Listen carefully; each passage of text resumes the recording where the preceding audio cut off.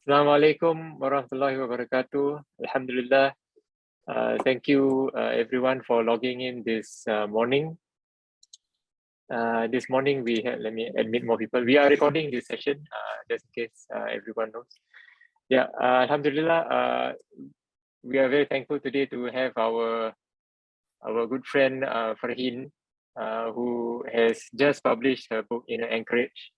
And we thought that it would be a tremendous opportunity for us to speak with her, and she has agreed. So here we are to talk about her book. Farheen, welcome to Wardah Books. Thank you, Ibrahim, and thank you, Wardah Books, for hosting this session. I'm really, really pleased and honored. Thanks a lot. It's been a long time coming, Ibrahim, as you know, this journey. Yeah. So as a way to start, let me just say that there'll be opportunities to ask questions somewhere midway, and at the end we will open for questions. But now I think it's best to just start with, can you tell us about yourself and about your family, Farheen? Sure, okay. I come from a very small family. It's just my mom, my dad, my brother, and me. My mom has passed on, so right now it's his wife, my dad, and myself.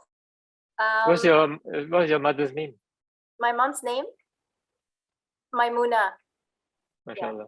Yeah, Maimuna Mukri. Yeah, Ismail Mukri. She's actually a daughter of a very famous imam in Pakistan. And also has lineages with a Sufi order.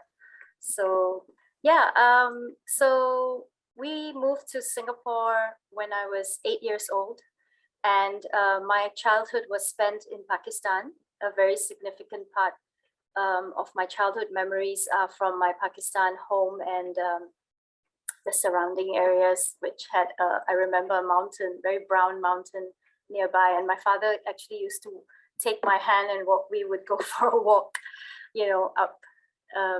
This is nearby, just walking distance, maybe about 15 minutes away or something.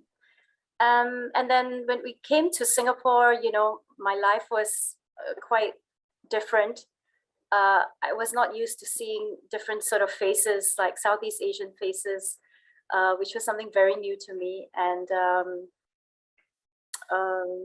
took a while, to get the hang of, I'm gonna stay here. And at first when my mom told me, I was quite shattered, we're not going back to Pakistan. And I was 8, so like a child. Plus, in Pakistan, you had mountains in your backyard. In Singapore, you have no backyard. Exactly, right? Singapore, you got a lot of greenery though, roadside greenery. Hi, George. Hi, Doug. There's so many familiar faces. I mean, names I'm seeing, but it'll be nice to see everyone. Yeah. Hi, Ritu. Kevin, thanks.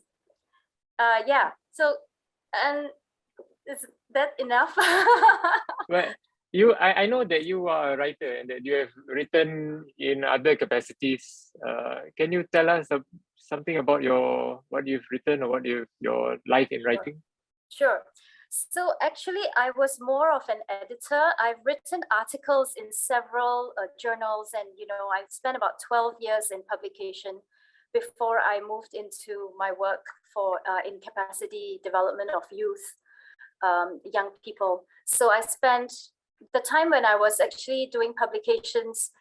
It was such a job that I didn't actually enjoy, the joy or the passion of writing. And I think it reached a point after the 12 years, I was like, I've got to stop this. I'm going to hate this.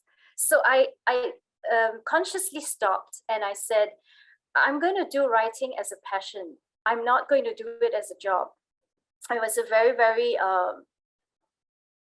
mentally conscious decision.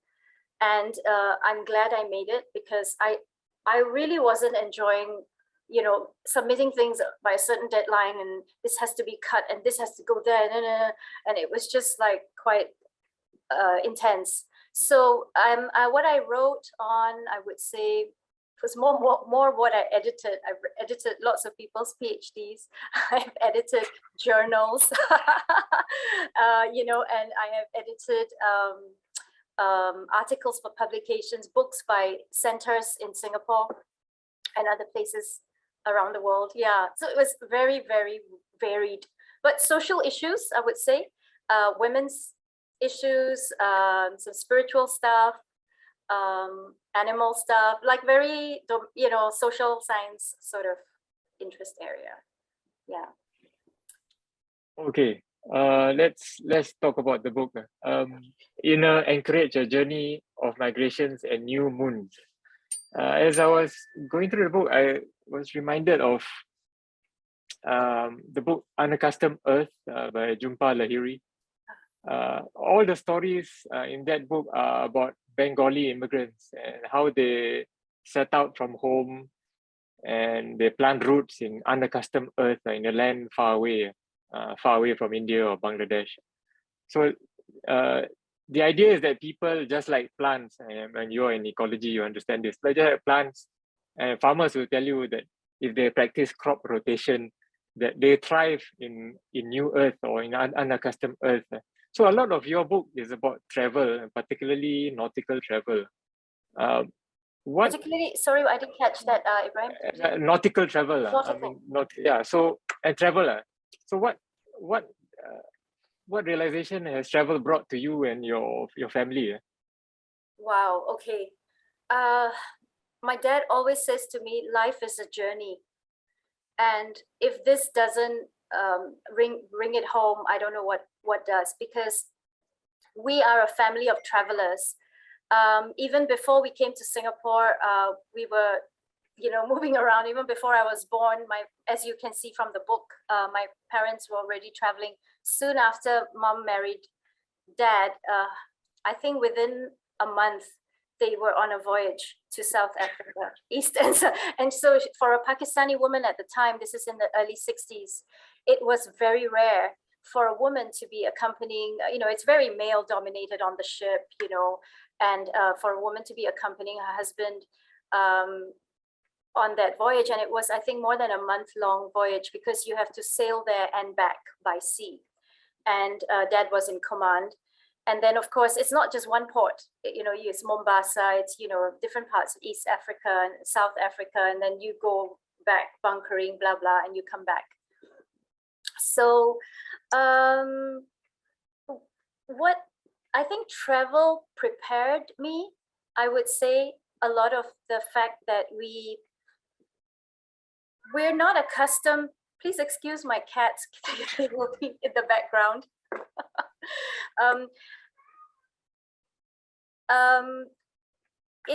I think it prepared me for a lot on how to adapt later in life, because when you're traveling, a lot of things don't go by plan, and you always have to be prepared for plan B, plan C, etc.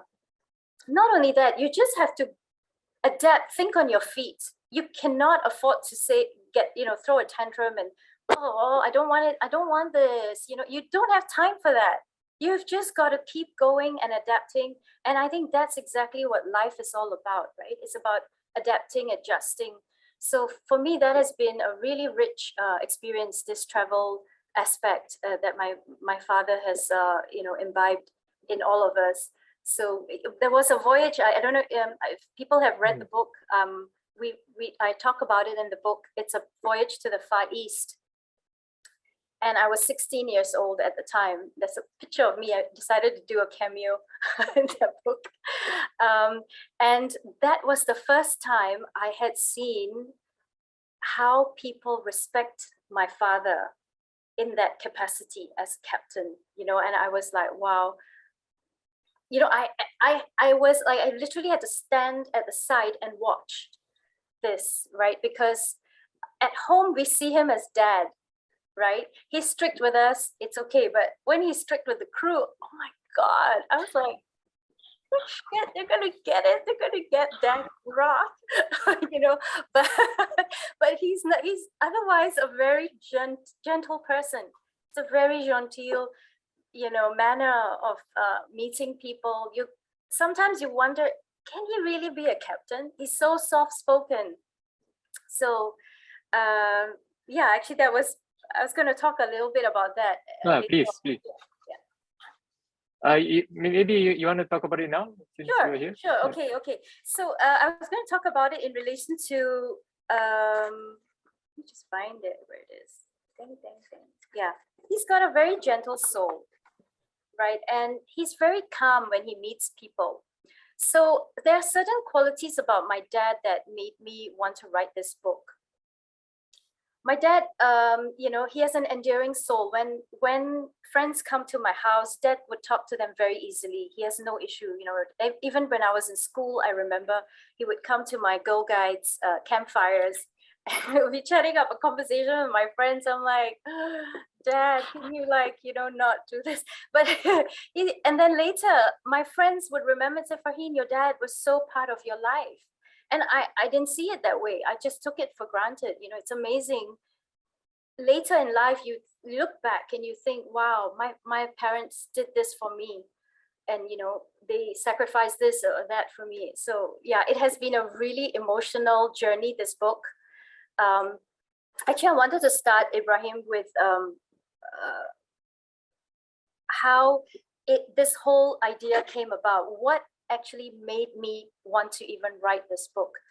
And one of the endearing things from my childhood, I remember, is my dad always repeating jokes. He'd tell a joke and then repeat it again, like a few days later or a few weeks later. And it's like, okay, as a child, I found it funny, and I would laugh and all that. And he did it. My father gave me that time, to amuse me.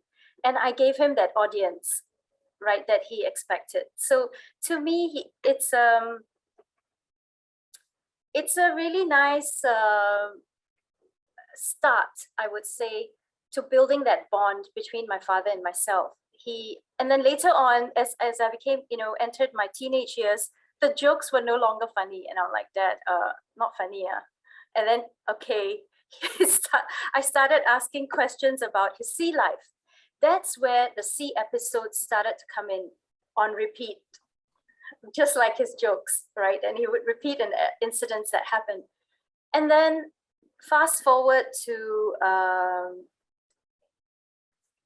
think it was about 10 years ago, maybe 2006 or 2008, more than 10 years ago, we were having a dinner table conversation in our Pakistan home. So, we would often go back to have to visit family and stuff. And I was sitting at the dinner table with everyone had left. I talk about this in my introduction. And Dad and I were sitting there by ourselves. And I don't know what I did. He started talking about a particular incident. And it was during this incident that it occurred to me that I need to capture these stories.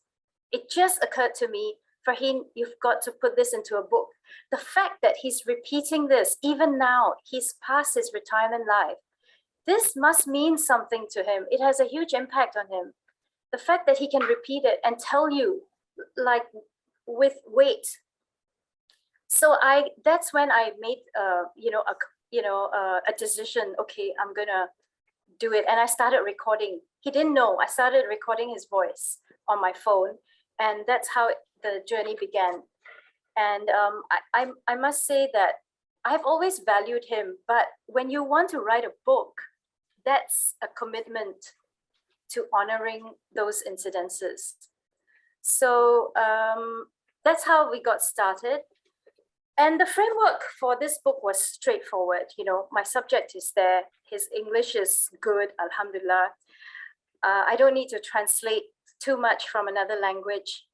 My dad actually handwrote chunks of what you are reading, what is in your hands. And I just for interest's sake, I decided to show you and see it. These are his, yeah, and it's in pencil, right?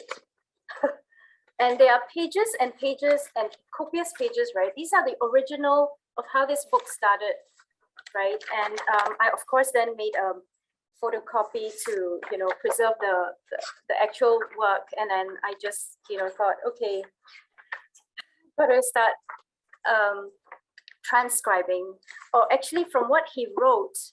And then he also wrote in Urdu and Farsi, and you see some of that in the book. And that, let's see, the original. Sidra, hi, you can probably read this. You know, and it's all on, you know, the old school foolscap paper that we used to get in secondary school and we used to write our essays on.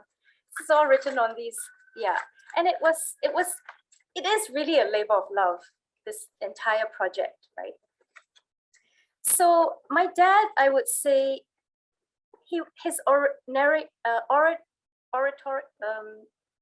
verbal narration, I would say, was far more powerful than what comes out in the written word. But for me, the joy of putting this book together was the fact that I could stay true to his account. I did not fabricate, I did not stretch anything, I did not make up anything. It is truly a piece of non-fiction work. So yeah, overall the storyline was there, his sea journeys, but if I stopped there, I think it would be a travelogue. So I wanted to take it one step further, and I wanted to talk about, firstly, the adventure, the sense of adventure. I wanted to thank my father in a way that he felt celebrated and recognized for what he had done and how he had lived out his life. I wanted to relay his life as how it had influenced me. And if I just focused on one aspect, then I felt it would be a little incomplete. So that's why the book is, if you look at it, it's not just a story of his travels at sea. You know, the second part of the book pulls you in. The author's voice comes in about how he's been an influence in my life. And yeah, I mean, it does. I have had people writing to me now and say, I did not know your father, but I've enjoyed reading the book so much. It's as if I know him. I feel like I know him, you know, and that was very heartwarming to read those kind of comments. So I really am very, very grateful actually for the number of people who have assisted me in completing this work. I mean, besides interviewing Dad, I also got to interview his students, his past students. And that was really, you know, firstly, it was a hell of a task. How do you contact people who have graduated from these academies? He was teaching in the Pakistan Academy, in the Bangladesh Academy in the 1970s, right? They would have been 20-year-olds. I'm writing this book in 2000 and something. That makes them 50 something years old at least, right? I'm like, how am I going to reach them? So luckily, there were a few students who had kept in touch with my father, and I got the emails from my dad. And through them, I got onto a network of alumni. And then they started sending me emails from different parts of the world. And I was like, oh my God, that chapter was so full. My heart felt so full. Just hearing from people writing about my dad, etc. Yeah.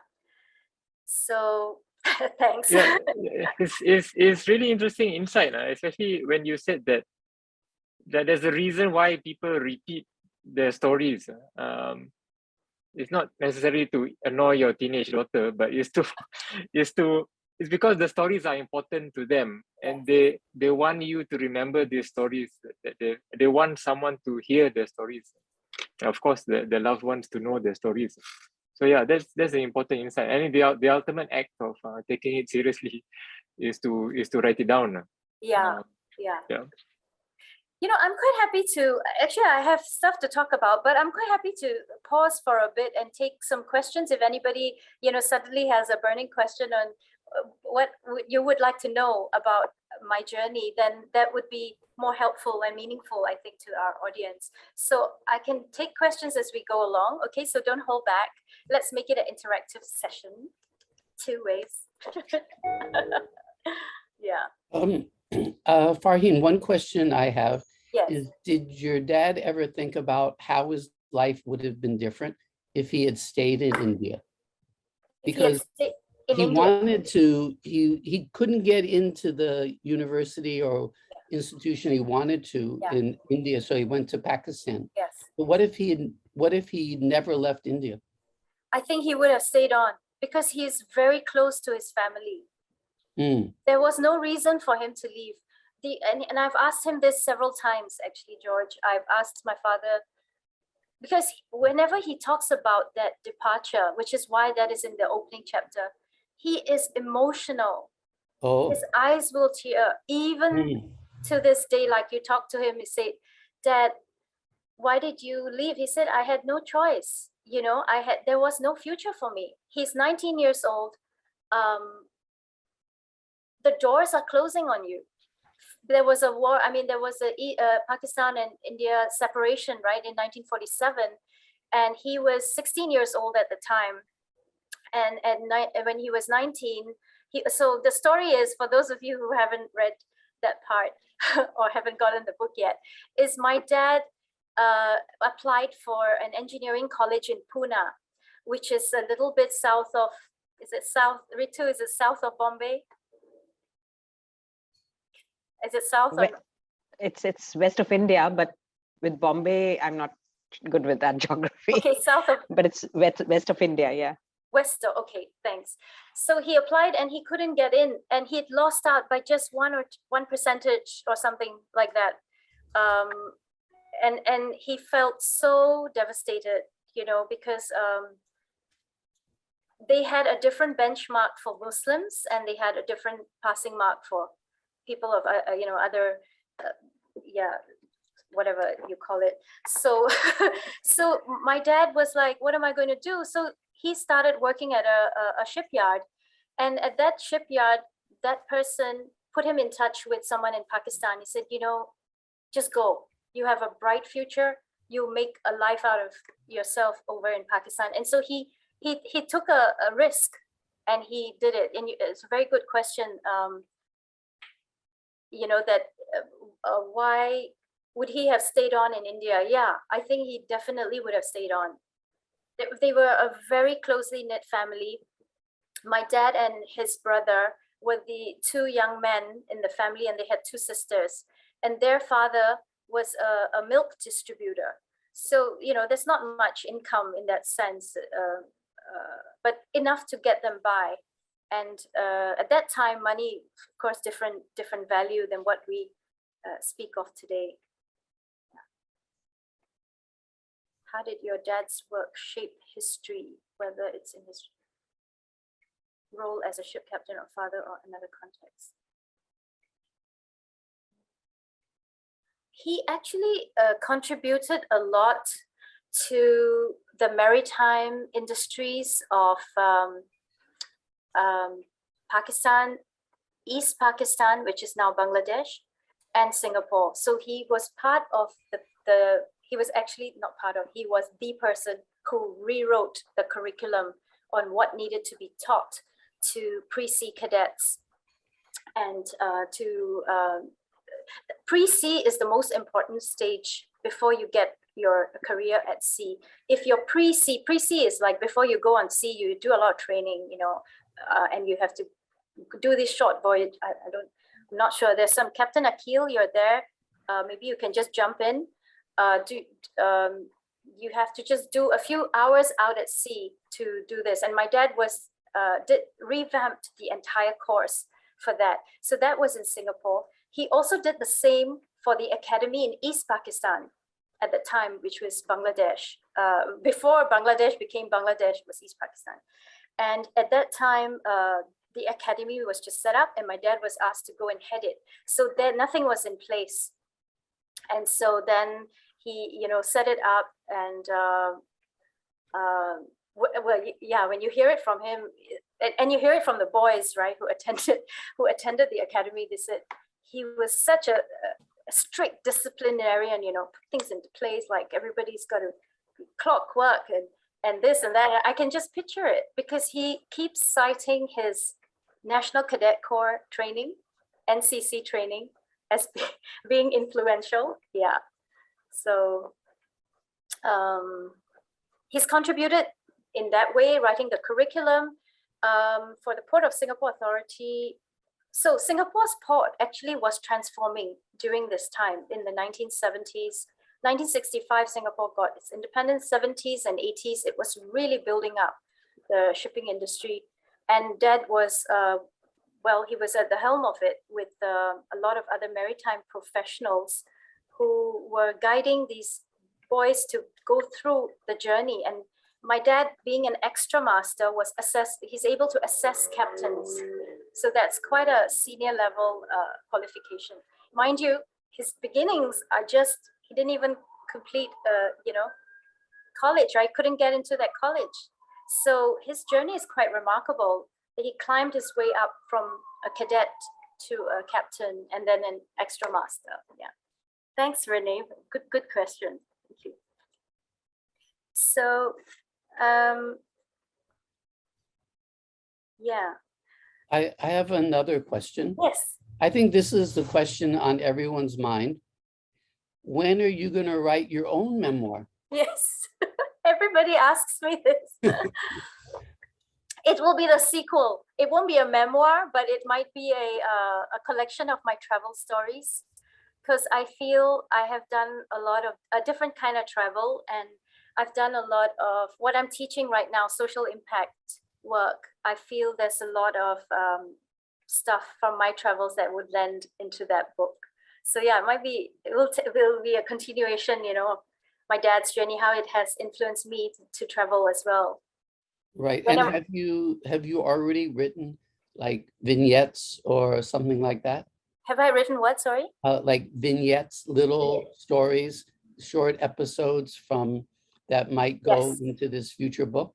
Absolutely. They're waiting with bated breath to breathe new light, to see new light. I've been writing since the early 2000s, or even before that.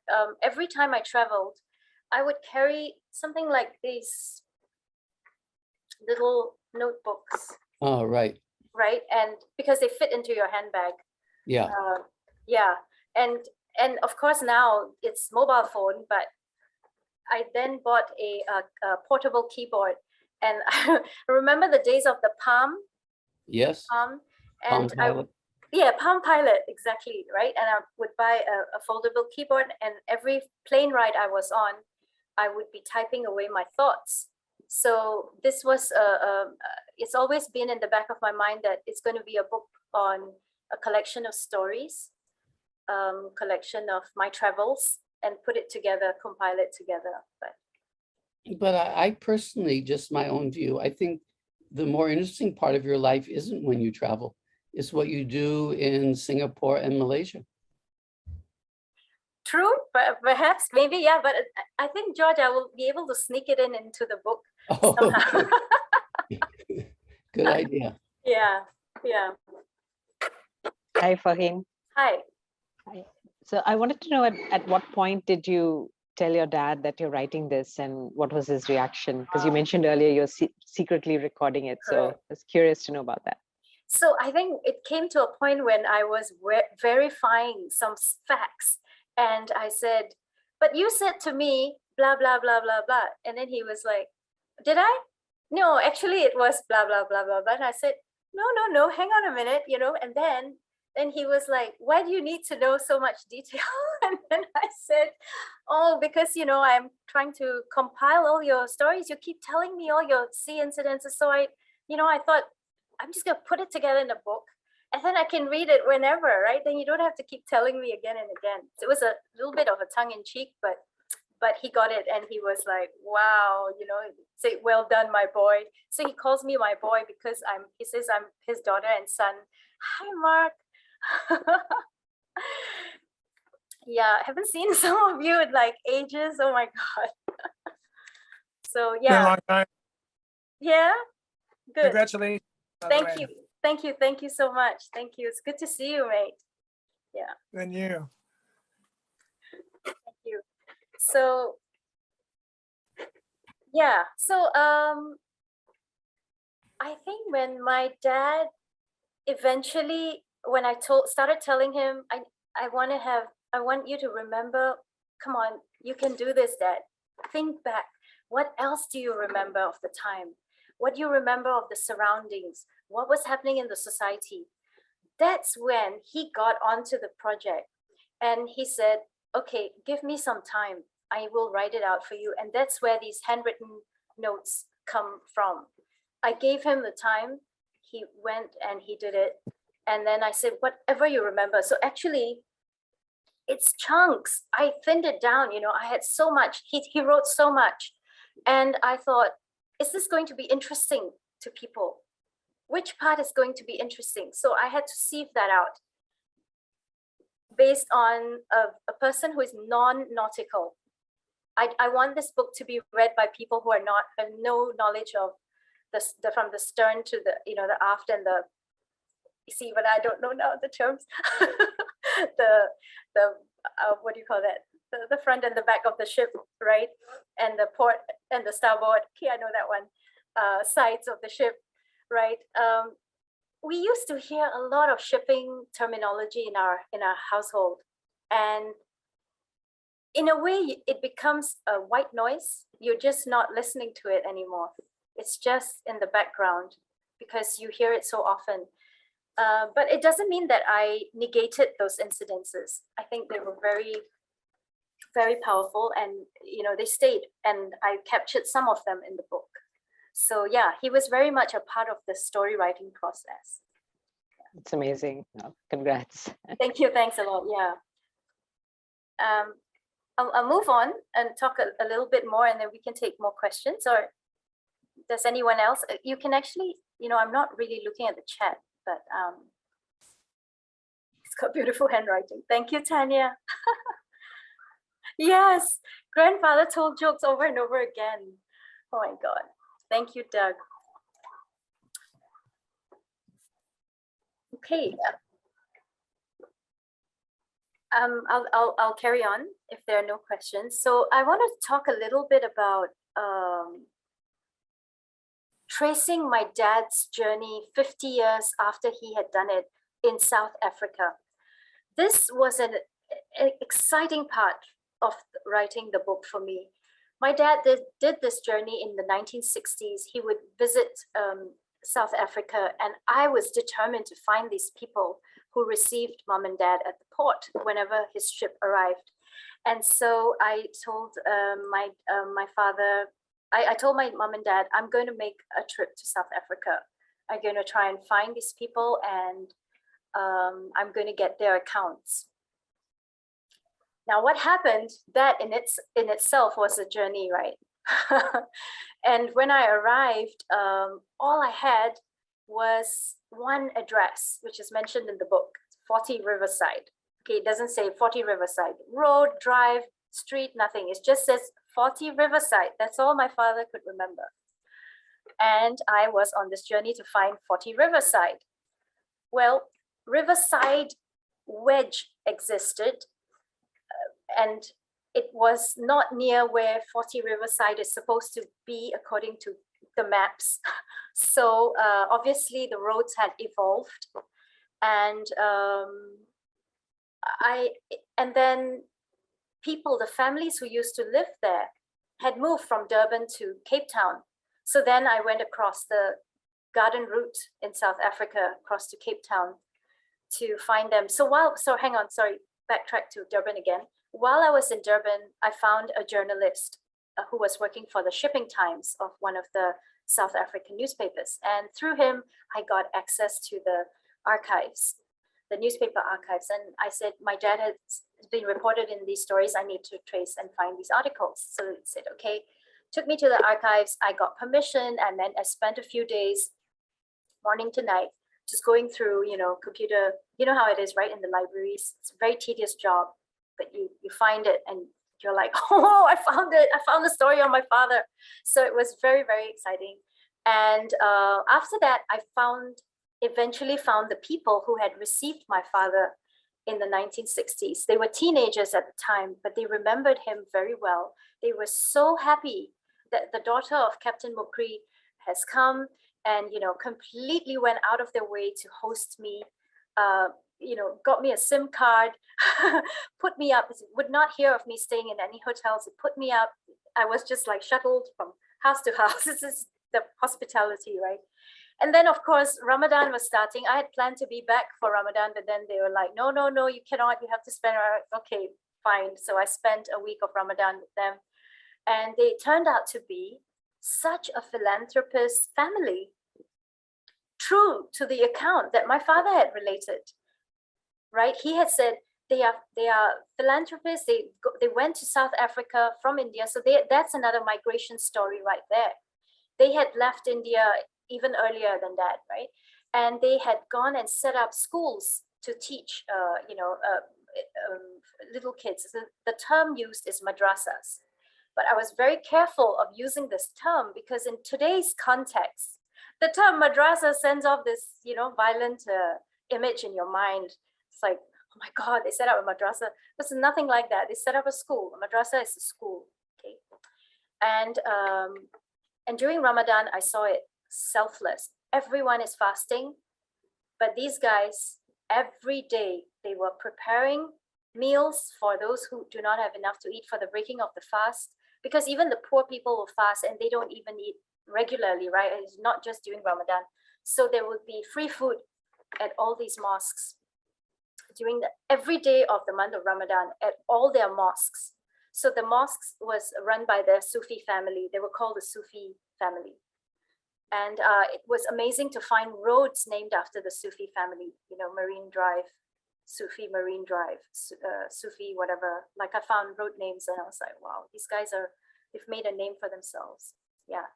So this was also exciting for me because I was walking in the streets outside the Gandhi Library. They have a library, a national library called the Gandhi Library, right? And I was standing there and going, my dad came here 50 years ago and there was a farewell event inside this library for him. And, he was received here. There was garlands and there was a celebration. And so I went inside the library to observe it. And I wanted to see what the mood would be like. So it was very quiet at the time. One person was in the library reading. So I just went in and I soaked in the atmosphere. Very old library, same library. I love that, right?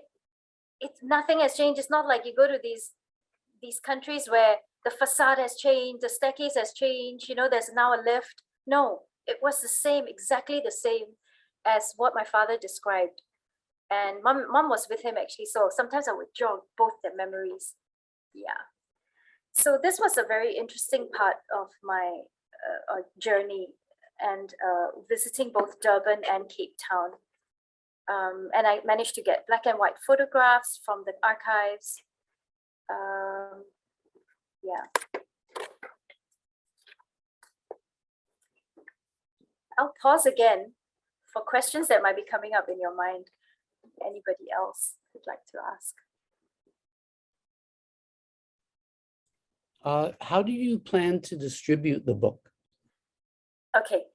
Currently, I have been talking to Ibrahim at Wardah Books. So Wardah Books was the first one to in Singapore to say, yes, we'll hold your book. I received a lot of no's from publishers who would distribute it to bookstores. They said it's a wonderful book, but it's not aligned with what they're doing. So, okay. Other bookstores in Singapore would like you to go through a book agent or a book distributor. And at this point in time, I'm not in a position to hire one of those. This book is a very small effort. Everything is out of pocket. For me, everything, even the South African trip is out of my own pocket, everything, right? From the production to execution to writing, to the hours spent transcribing, everything. So I can't afford a book distributor at this point in time. I also don't know, eventually I will, George, I hope to get someone to do that. I did spend about a couple of weeks ago, earlier this month, I went to KL and I visited about 7 or 9 bookstores, and 4 of them agreed. 4 or 5 of them said, yes, we're happy to hold you. So I'm doing it on my own. It's a very traditional way of doing things. I'm planning more on launching it as an ebook and having it on sale online platforms like your famous places where you can download, or you can get, I'm actually looking for some distributor that would print on demand and send it overseas. And the problem with them is sometimes when they're in the US, the charges are higher to send from the US. So I'm trying to find a country where it's going to be cheaper. And I think I've sort of found it. I think India is going to be in the center of the world. India is where my market probably will be more. And probably the cost of production will be cheaper as well, cost of printing and everything. So that's one avenue. Yes, Sarim, believe it or not, Sarim is my second cousin, and he's mentioned in the book. He's just being shy, not coming on camera. Did me or uncle have a, yeah. When I was 5, that's where the imagery for chapter 1 comes from, Sarim. I actually remember that high cot, the bed that my grandparents slept on. And it's like the size of a super single, maybe slightly wider.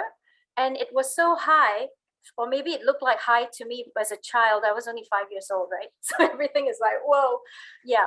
So below that cot was a mattress where my father and his brother would have slept. Of course, by the time I went, everyone is married. So it's my grandparents only in that house. And maybe, I think my dad's elder brother, younger brother, I'm not sure. And that home was exactly as how I have described it in chapter 1.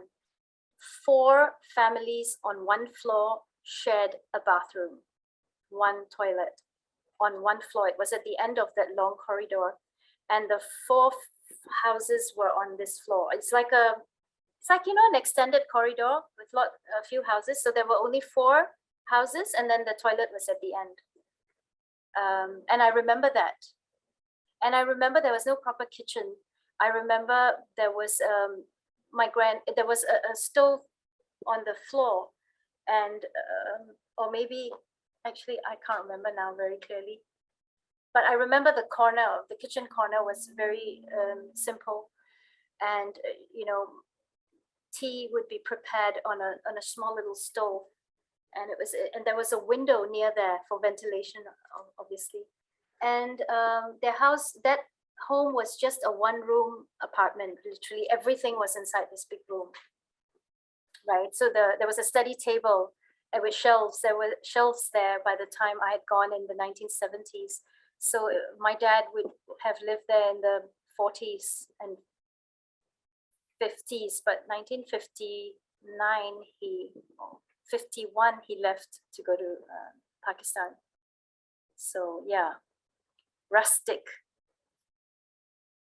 Yes, National Library is going to get, I'm sorry, I haven't done it. I'm really hoping my friend Tim is not here from the National Library, but I will send 2 copies to NLB, promise. Actually, George, if you know more about this, could you advise if I should send to a few different branches, or should I just send to the central? Yeah. Does anyone know on this? Yeah. Is a legal deposit in Singapore? Your ISBN is from Singapore or from Malaysia? It's from Singapore. Yeah, then it's a legal requirement to give the books to the NLB, and then that's for their own legal deposit. But then they might order more copies. Oh, they may order. Okay, awesome. Yeah. So then they will order it for different branches. Is that how it works? Yeah, but they need to go through an agent. They don't go through, as you know. But as far as the legal deposit is concerned, you're supposed to give them some copies. Okay. Yes. Yeah. Happy to take more questions. I was wondering, I mean, you go all these places and you tell us about South Africa and all this. do you find that people just open up and tell you their stories when you tell them that you're working on this biography? The first thing people tell me when I tell them that I've done my book is on my dad is, oh, Farheen, you know, I've always wanted to do a book like that. This is the most common thing I've heard, right? And then they will say something like, what you have done is what I wanted to do years ago.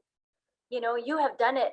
And I'm like, wow, it's not that, okay, it's not that it is hard, but it's not that hard. You do not need to produce something like this. You can produce small snippets. What's the word George used? Vignettes. Vignettes. Vignettes. V like Vietnam, I-G. Vignettes, yeah. Right, and you can put them on in an ebook. It can be online. It doesn't. That's right. You don't need to go through this process of, you know, the size, and it was tedious. I'll tell you what. Writing was the easiest part. Putting this thing together, making sure the formatting, and I still look at it and I frown and I think, how did this escape me? You know, it was tedious. Even the guy who laid out the book for me, he said to me, I've always wanted to do this for my dad. And I was like, wow. So please do it. Do not allow anything to hold you back. Just do it. Just put some thoughts down, interview the people while you can, capture their voice. And here I'm going to go into some tips that I've written out. Okay. We have some time to cover this. So first of all, pick out the environment, notice the environment around, right? The cultural vibe, the norms of the place, the colors, the smells, the sounds, the pitch, the tone of everything that the person is telling you. So they may just tell you a simple anecdote, like one sentence, but you've got to dig in deep and say, what was the color of that? What was the smell? How close were the people standing next to you in the train? Were you able to move? Could you sit? Did you bump into? These are the details, right? And my dad said to me that train journey, he said, we were cramped like sardines, you know? And I'm trying to picture this. How cramped could you be? Like, of course, I've seen images of trains in India, right? Famous image. Everybody is like clambering on top of it. And you're like, can they even breathe? Right, but it's this is a tiny train and they're packed just to make this journey across.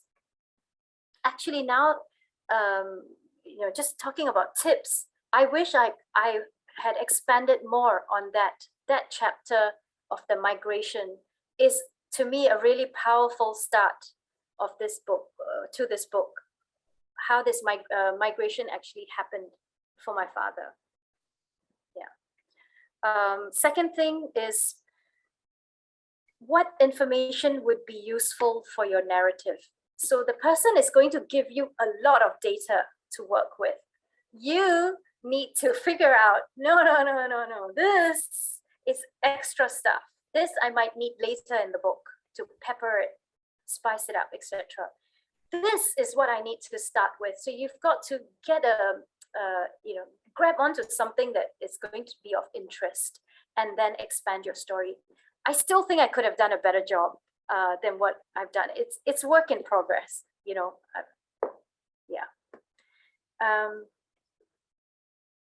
While in South Africa, both in Durban and Cape Town, I wanted to observe the pulse on the ground. So I had to walk like nobody knows me. And I had to talk to them and get information from them about what they remember about the time. And a lot of the apartheid stuff came up. At that time, in 2008, when I made this journey, the road names were just being changed from the English names to the Afrikaans names. So Queen Street, where the Gandhi Library stood, it was going to be changed the following week or the following month, because I went there and I went, oh, it still says Queen Street, right? Because then I could find it. It was easy for me. But they wanted no mark of this. So they were going through their own journey, right? That's another story right there. And if you notice, I didn't go too much into it. I did not want to be distracted in the book by going into that entire apartheid thing, although I mentioned what my father experienced. So as long as it was relevant to him, it's in the book. But I did not go too far into depth about, what the apartheid did, like divisiveness or whatever. I mentioned it, I think, in cursory passing. So talking about the environment, talking to people on the ground, interviews with people, and listen to what is not being said. They will tell you things, but there will be pauses, and there will be clasps of hands and eyes looking down and eyes looking far out. And there's a story in each of these movements.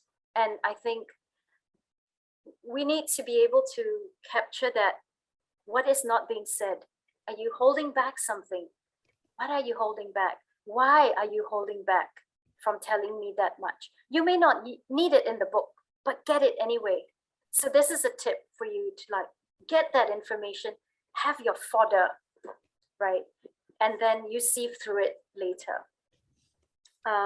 Let your friends read and give you feedback. So I had a first edition that actually came out in 2016. It was an ebook version. And I got feedback on some of the chapters, which was really good for me. And how did you change based on the feedback? What kind of changes did you make? What kind of changes did I make to my, I listened to their feedback. If they said this part needs more beefing up, I beefed it up. If this part you need to narrow it down, I did that. Like some of it I thought they want, like there was one person who was South African, and he said, I did not do justice to that chapter. He said there needs to be a lot more in it. And I thought, well, I can't. My book is not about South Africa. It's about my father going through South Africa at a time of apartheid. I'm going to mention as much. So some feedback I didn't really, I had to stick to what is my anchor, What some comments, someone able, Tanya, yeah, okay. Thinking of turning the book into a play. What a wonderful question. Kevin. Farheen, can I just add in that Jeff Bellman, who couldn't make it, he got the time wrong, but his wife wrote a book very similar to yours about family history in Alaska. Yeah. And they turned it into a play. So I just want to build on that excellent question. So the word Anchorage reminded you of Alaska? Well, when there's another connection, yeah. So and say that again, Doug. Convert. So Jeff Bellman, sorry everyone. So Jeff Bellman is a common friend for Farheen and I, who was supposed to be here, but he's in Seattle. He got the time wrong. But his wife wrote a book about her family's history, and actually I have it here. But anyway, it's very similar, just out of love and passion. And she really did the homework just like you did, and wrote a beautiful book called Treadwell's Gold. It was this whole wonderful story of the family history. Right. And then they turned it into a play. So I just want to support, I think it was Tanya's kind of idea that, hey, it'd be quite nice. Yeah. Yeah. What a great, great idea. And just on that Alaska thing, Doug, you just reminded me, one of the publishers I contacted in Singapore, when I sent them my manuscript, they turned back, they wrote me an email and they said, can you please change the title? It's got nothing, your book is not about Alaska at all. And I'm like, what are you talking about? And then I was thinking, oh my God, I really need to explain the title. You know how you have this asterisk and front cover and saying, Inner Anchorage is actually a play on a shipping term called Outer Anchorage, and I was like, oh my God, I don't think I can work with this publisher. So yeah, that was funny. Process of writing has been transformative for you as a person. Absolutely. Do you now perceive or view your life and environment differently compared to how you saw things before you started writing? Kevin, yes, absolutely. I think a lot of patience is required in actually completing a book. I wrote the book ages ago. 2016, it should have come out. I was not ready for it to come out. I don't know what held me back. It was some kind of self-doubt. And yeah, and but the other thing was, compared to how you saw things before you started writing. I wanted to tell you something else, now I've lost it. Transformative, yes, definitely. I don't perceive my environment differently. I think I've become a more patient person, believe it or not, Kevin. I have, compared to before. You need a lot of patience to interview an elder, a lot. A lot.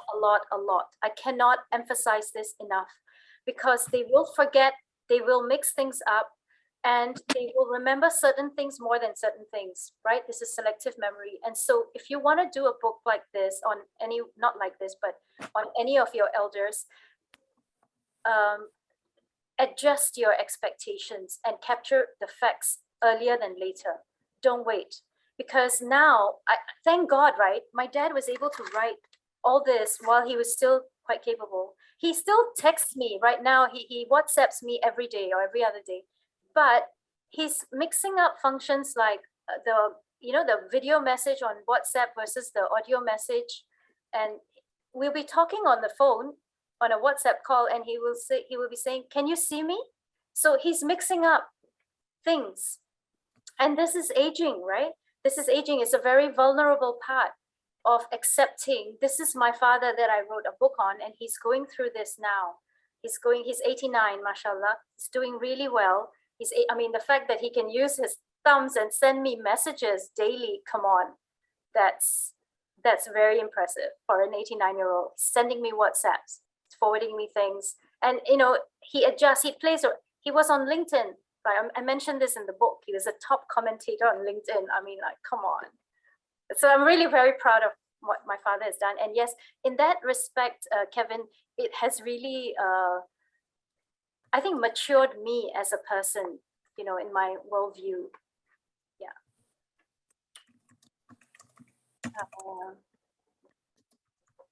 Just reading through the messages. Partition, did he talk much about his thoughts? Yes and no. Doug, this is where I found it very hard to bring things out of my father. I wanted him to talk about how he felt, especially when that cafeteria refused to serve them food. And she said, "Colored people, please go to the back, please order your food from the back entrance." And my father was so appalled and so disgusted that he said, "No, thank you. We will not order your food from here." And he returned. They had already taken stuff in their tray. It's one of those places where you pick things out and then you go to the counter and you pay. And he said, "We just want to return all the stuff." And I asked him, "How did you feel?" And his answer is always, he just shakes his head. Doesn't want to. He said, then I had to put in words. I said, "Did you feel hurt?" I had to put in words, to get a response. And then he would say, and he just shake his head. He says, he just doesn't even say things like, "It shouldn't have happened." He doesn't even say that. It's amazing. My father's, I don't know why maybe it's his training. Maybe it's a guy thing. I don't know. I don't know. But amazing control of anger. Okay, this is something I know we're running close to time. I just wanted to talk on this. My dad is an exemplary example of holding on to his temper. He will not lash out until it's absolutely necessary. And this is something really amazing. Yeah. Yeah, I will stop. I wanted to give up. Sorry, I said I will stop, but can I go on 2 more lines, Ibrahim? I wanted to tell you that there were many times I wanted to give up and to bring this book out, because it was very tiring that I wasn't being satisfied with it. At which point do you actually own your stuff and say, "Yes, I can do this," right? And believe it or not, it was only last year during COVID lockdown when I finally found an editor in Hong Kong. he went through my work, and then I said, yes, now I'm ready. So until then, even though it was done in 2016, I was not 100% ready to stand by and say, okay, this is my book. I just couldn't, something was not right. So it can be a very alienating process, and it's good to join writer groups or book reading clubs to be inspired and constantly have that energy. So other tips are voice record while you're walking, running, you get a thought, you're on the bus, on the train, carry a small writing device and type in your phone, etc. Yeah, so these were some other tips that I thought might be useful. So thanks for giving me your time on Sunday morning and listening to my story. Yeah. Okay, thank you. Just any last thoughts you want to say about overall on your book and about your writing? I want to thank a lot of people, especially people who supported in getting my book and wanting to read the story. I know that a lot of you do not know my dad, but a lot of you who also know my dad read it and wrote to me very heartwarming things. I want to thank the people who have, egged me on to finish it and to believe in the fact that I can do it. So I think writing a book is not easy. I'll say that. I know some people can do it in a couple of months and they're published even, and I'm like, what? Yeah, but I can't. I think someone like me, constantly revises and wants to make it perfect and things like that. So don't give up. I just want to say, whatever projects you have started, even when you were 15 or 16 years old or 25 years old, don't give them up. If there's something that needs to be said, just say it, put it out on a blog. Do not need to publish it in hard form, in a hard format. I also want to say, listen to your voice within you. Listen to that voice that guides you. And that often is the anchor that we need to hold on to. And this book really is about inspiring people to hold on to that that value that holds you onto life. Do not be afraid of being swayed left, right, and center. Just hold on to your core, and you will get far. I mean, my dad is a living testimony. So yeah, that's my message. Thank you, Farheen. Thank you for your generosity, sharing what you know and what you've gone through, and with your time. This is something that we can take inspiration from. All of us have family stories, and we don't think of them as important necessarily, but they are, and we should document them, as you said, in any form, whether in your own notebook or in a blog. So it should be done. Okay, thank you so much, and thank you everyone. This session will be recorded. It has been recorded and will be up on our website in a couple of days, inshallah. So Ibrahim, the book is also for sale at your bookstore, is that right? Yep. It's for sale on our physical store and also online on our website. Okay. Oh, there's so many comments. Okay. So if people are overseas, Australia and New Zealand, you send out to, right? Yep, Australia and New Zealand. Yeah, the reason is with COVID, we don't deliver worldwide anymore. Just the cost. It's too high. The cost is too high, and books get lost and damaged. But within the region, it's still okay. It's still manageable. But beyond that, we just can't shoulder the cost anymore. Yeah, I understand. Yeah. Thank you, everyone, for all your comments on the chat. I'm going to go through and read it properly. I was like, yeah. Next time, we want to hear from Uncle as well. Yes, Uncle is in Pakistan right now, and there's a time difference. And so I've told him already that I'm doing this session, and inshallah, he will. I said, you need to come join me. If you were here with me, we'll do this together. And he was very happy. And he wants to say thank you to everyone for coming for this session as well.